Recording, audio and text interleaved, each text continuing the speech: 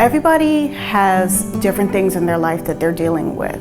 Once we get out, you have that miss and you don't know what's going on. So many of our veterans who transition back, they complete suicide because they feel disconnected, isolated from community. You know, it's like I don't want to be melodramatic and say it's a matter of life or death, but it is. If we go back to the startling truth that 22 veterans commit suicide every day, the question is, so what did you do when you found that out? If your only tool is a hammer, everything looks like a nail. And our tool is water and nature and kayaks.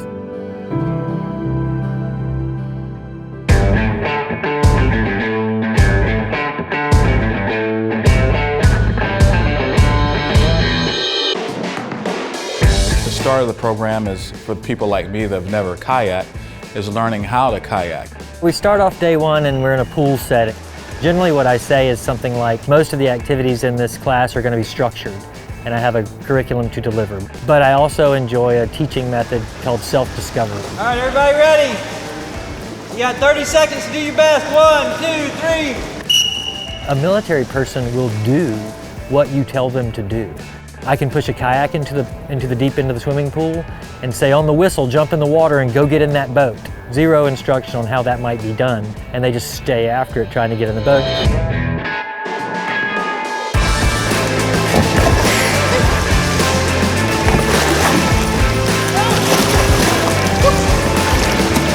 There you go. Not only does it work as an introduction to the gear, it gets everybody in the water, but it also breaks down the barriers of, okay, now you're just as wet as I am.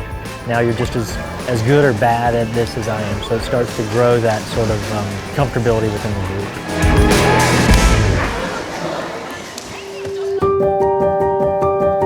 The ability to rescue yourself or rescue a friend in a kayak is a resiliency curriculum piece and real life choice that translates literally into this is how you behave in a kayak when you're in trouble or when you see someone in trouble versus this is how you behave in your daily life. And then we push it a step further into a process and a rescue called the hand of God. If you're in the shallow end of the pool, you're sitting in your kayak, your partner, your trust partner is beside you standing in the water and you count to 3 and flip over. And when you tap the boat, your standing partner jumps over the boat, grabs the coaming of the cockpit and pulls you back above water, and that's the rescue that I call the hand of God. When they flip you over, you have to have great trust in the buddy that's with you. And that's where the working as a team comes into play. They have to reach over, flip you over, and it's putting your life in their hands.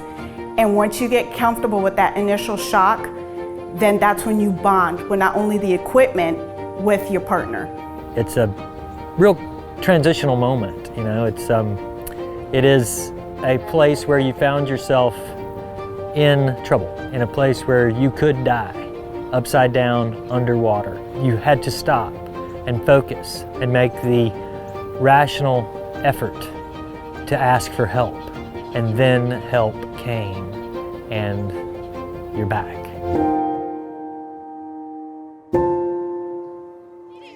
One of our sort of quintessential team building moments is when a person stands up in a kayak. You don't stand up in a kayak for very long unless you have somebody supporting you. Remember what we always say when we get to this point is by yourself you would not be able to do this. Right. Right? Yeah. Right. So all the crazy menagerie of things you have to deal with on a daily basis, you're stronger when you have the support of your team, of your family, of your group, of your family of blood, your family of choice, and your family of veterans, right? Amen.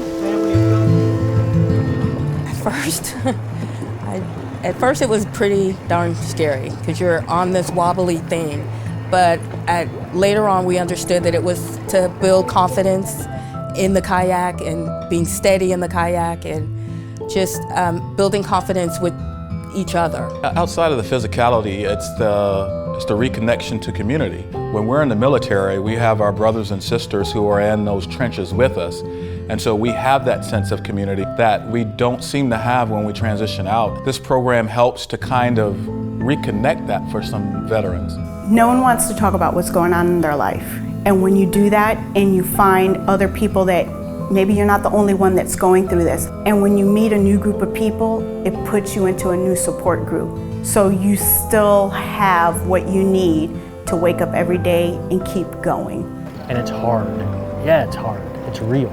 It's not artificial. It's not Disneyland. We've left the pool far behind. You get challenged, you get pushed beyond your comfort level, and you resiliently respond, and you made it. And you made it because you're part of a group. On the count of three, everybody say team. Ready? 1, 2, 3. Team! All right, Justin.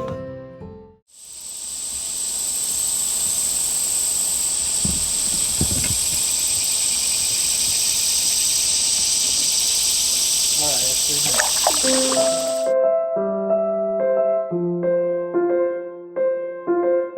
Prior to this program, I don't think I would have ever gone in a kayak. I would have never been to the places that we have been to. I would have never met the friends that I have.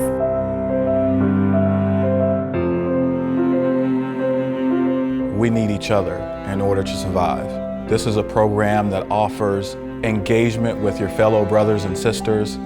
So come join us, come be a part of this great ride, because we need you.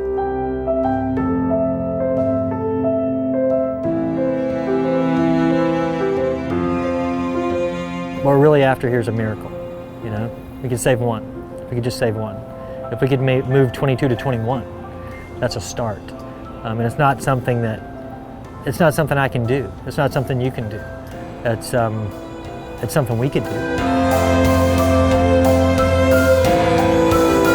Working as a group, working as a team, having the experience, and knowing what to do when you're faced with tough choices is hopefully what brings a number like 22 closer to a number like 0.